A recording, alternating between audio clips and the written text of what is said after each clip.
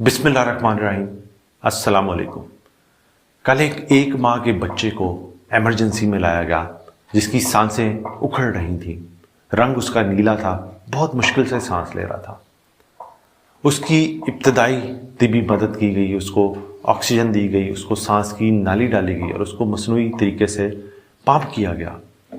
کچھ گھنٹے اس کو ادویات دی گئیں جس سے بچہ کچھ بہتر ہوا، اس کی طبیعت میں کچھ بہتری آئی۔ جب معلومات والدین سے لی تو پتہ چلا کہ اس بچے کو 3-4 دن سے تیز بخار اور کھانسی تھی۔ ماں باپ نے اس کی کھانسی کے لیے گھر پر اس کو کاف کے سیرپ یعنی کھانسی کے شربت خود سے دیے اور کافی زیادہ مقدار میں دینا شروع کر دیے، صبح دوپہر شام۔ اور جب انہوں نے ایک دن ایک کھانسی کی شربت دی تو اس کا سانس مزید خراب ہو گیا، جتنا پہلے تھا اس سے زیادہ طبیعت اس کی خراب ہو گئی۔ جب بچے کو ایمرجنسی لایا گیا تو اس کا سانس تقریباً نہ ہونے کے برابر تھا، آخری سانسیں تھیں۔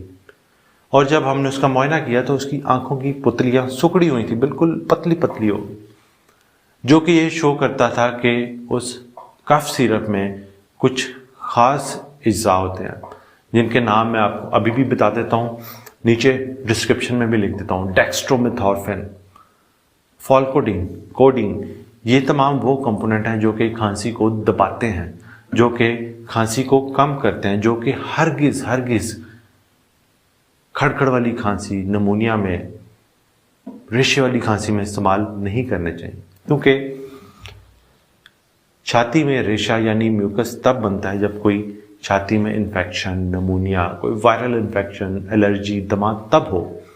اگر آپ اس ریشے کو دبائیں گے، کھانسی کو دبائیں گے تو وہ ریشہ اندر اکٹھا ہوتا جاتا ہے جس کا مزید نقصان ہوتا ہے۔ اور یہ جو کمپوننٹ ہے ڈیکسٹرومیتھورفین، فالکوڈین، کوڈین، یہ چھوٹے بچے میں انتہائی خطرناک ثابت ہو سکتے ہیں کیونکہ یہ نظام تنفس یعنی سانس لینے کے عمل کو بری طرح متاثر کرتے ہیں دماغ سے، جس کی وجہ سے سانس لینے کا عمل سلو ہو جاتا ہے، اس کا سانس آہستہ آہستہ کم ہونا شروع ہو جاتا ہے اور الٹیمیٹلی بچے سانس لینا ہی چھوڑ دیتے ہیں، یعنی جس کو ایپنیا کہتے ہیں یا ریسپریٹری فیلئر کہتے ہیں۔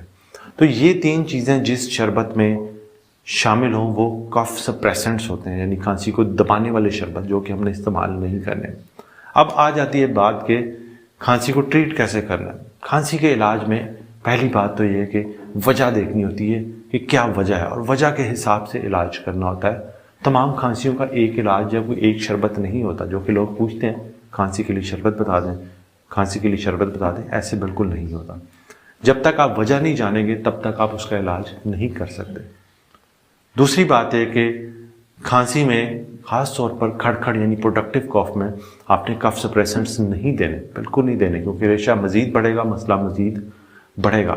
اس میں ریشے کو کم کرنے والی کچھ ادویات ہوتی ہیں یا سانس کی نالیاں پھیلانے والی کچھ ادویات ہوتی ہیں، وہ استعمال ہو سکتی ہیں، لیکن کبھی بھی خاص طور پر 6 ماہ سے چھوٹے بچے کو کھانسی کو ایزی نہ لیں، آسان مت لیں۔